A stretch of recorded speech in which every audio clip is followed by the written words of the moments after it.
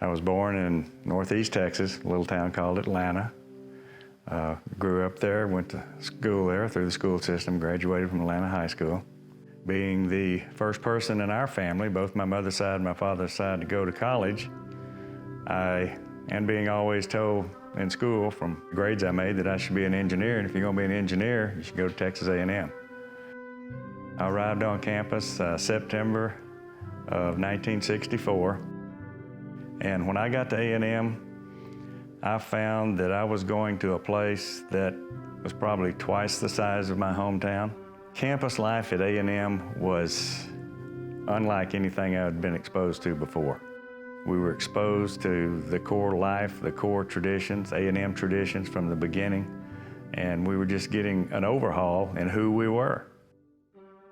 It's a foundation that, along with your family and your friends, that you build upon and, I guess, go through life developing continually.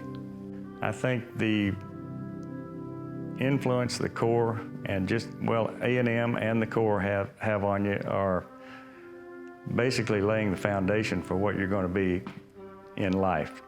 I know I made the decision to go in the Air Force when we first had our introduction at A&M. We had to pick whether it was Army or Air Force.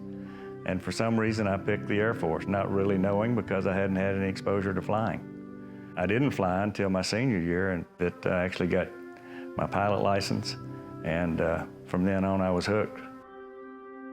Colonel Danny Barr, class of 1968, received a degree in finance from Texas A&M and a master's degree from Central Michigan in 1977. He was a member of Squadron 11 and served as the unit's Guidon Bearer. Upon graduation, Barr commissioned into the Air Force and attended pilot training in Laredo.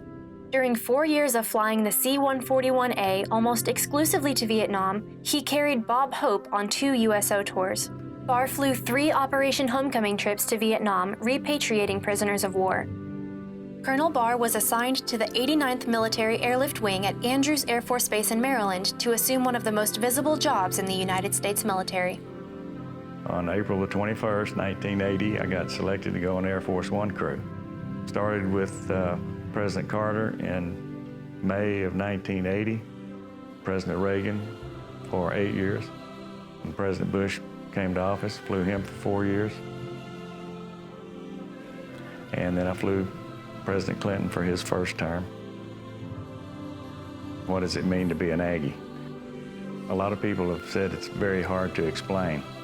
A&M gives you, the Corps gives you the foundation for the attributes that we profess: integrity, leadership, and you always took your Aggie values with you.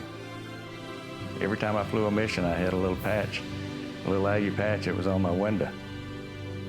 And everybody knew I was an Aggie. Ladies and gentlemen, inducted into the Corps of Cadets Hall of Honor, Colonel Robert D. Danny Barr, class of 1968.